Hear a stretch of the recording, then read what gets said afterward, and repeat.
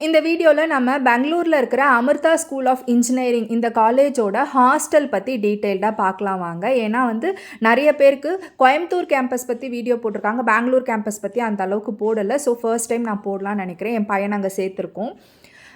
அவங்க எதுவும் மென்ஷன் பண்ணல. அங்கே போனதுக்கப்புறம் தான் நம்மளுக்கு எல்லாமே வாங்க சொல்கிறாங்க. அவங்களே கடை வச்சுருக்காங்க. அங்கேயே போய் பெட்டு, பில்லோ, மக்கு, பக்கெட்டு, பிளேட்டு, டம்ளர் எல்லாம் வாங்கணும் நம்ம அங்கே.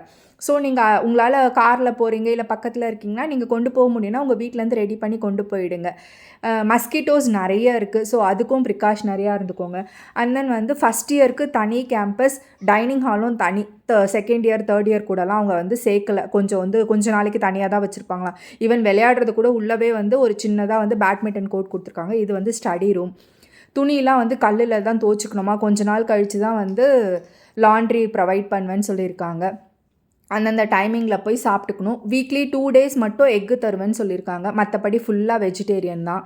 அங்கே சர்வீஸ் பண்ணுறது நிறைய பேர் சீனியர் ஸ்டூடெண்ட்ஸ் தான் பண்ணுறாங்க.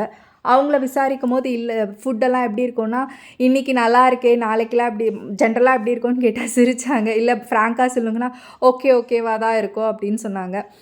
பட் நாங்கள் சாப்பிட்டோம், 2 வேளை சாப்பிட்டோம். பட் நல்லா தான் இருந்தது. இன்னொன்று பார்த்தீங்கன்னா ரூமெல்லாம் பசங்களே தான் க்ளீன் பண்ணிக்கணுமா. அந்த ஷாப்புக்கு போனதுக்கப்புறம் தான் சொல்கிறாங்க. இதை எங்கேயுமே அவங்க மென்ஷன் பண்ணல.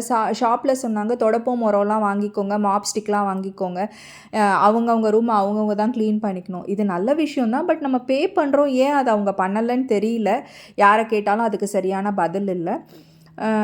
எல்லாமே பசங்க கற்றுக்க வேண்டிய விஷயந்தான். எதுவுமே தப்புன்னு சொல்லவே இல்லை. பட் இந்த காலத்து பசங்களை நம்ம ஒரு மாதிரி பொத்தி வச்சுட்டு அவங்களால இந்த வேலையெல்லாம் புதுசாக போய் கற்றுக்கிட்டு செய்யறது கொஞ்சம் சிரமம். பட் இது கற்றுக்கிட்டாங்கன்னா அவங்க லைஃப்பில் நல்லா இருப்பாங்கன்றது என்னோட நம்பிக்கை.